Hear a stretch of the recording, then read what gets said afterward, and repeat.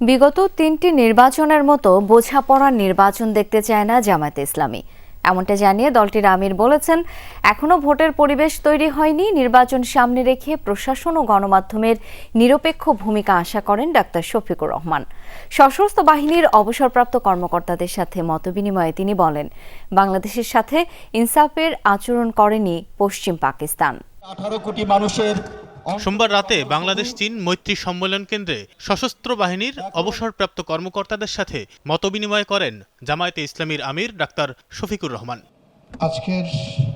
এ সময় জামায়াত আমির বলেন, বিগত তিনটি নির্বাচনের মতো বোঝাপড়ার নির্বাচন চায় না তার দল। ভোটের পরিবেশ নিয়েও উদ্বেগ প্রকাশ করেন তিনি। জনগণ যাকে পছন্দ তাকে ভোট দেবে,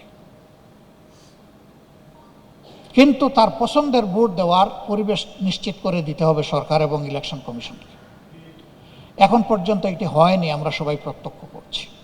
ওই বিগত 3 নির্বাচন বা 4 নির্বাচনের মতো কোনো নির্বাচন দেখতে চাই না।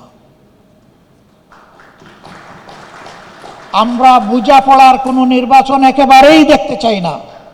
এ সময় আলোচনায় আসে 71-এ সেনাবাহিনীর ভূমিকা। জামায়াত আমির বলেন, পশ্চিম পাকিস্তান বাংলাদেশের সাথে ইনসাফের আচরণ করেনি। 23 বছর পাকিস্তানের একটি প্রদেশ হিসেবে আমরা একসাথে চলেছি। সেই সময়টা যারা পশ্চিম পাকিস্তানে ছিলেন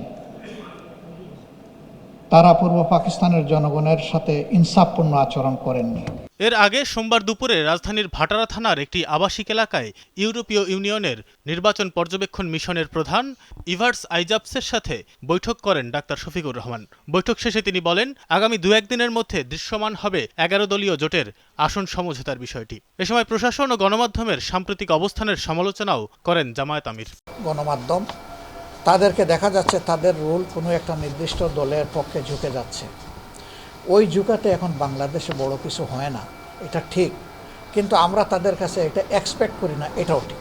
এ সময় ডাক্তার শফিকুর রহমান বিভিন্ন স্থানে দলের নারী কর্মীদের হেনস্থায় উদ্বেগ জানান। সেই সাথে সুষ্ঠু নির্বাচনের জন্য সরকার ও ইসিকে তাগিদ দেন তিনি। আমাদের বোনদের মায়েদের নির্বাচনী প্রচারণায় বিভিন্ন জায়গায় বাধা দেওয়া হচ্ছে। তানভীর সিদ্দিক টিপু, যমুনা নিউজ, ঢাকা।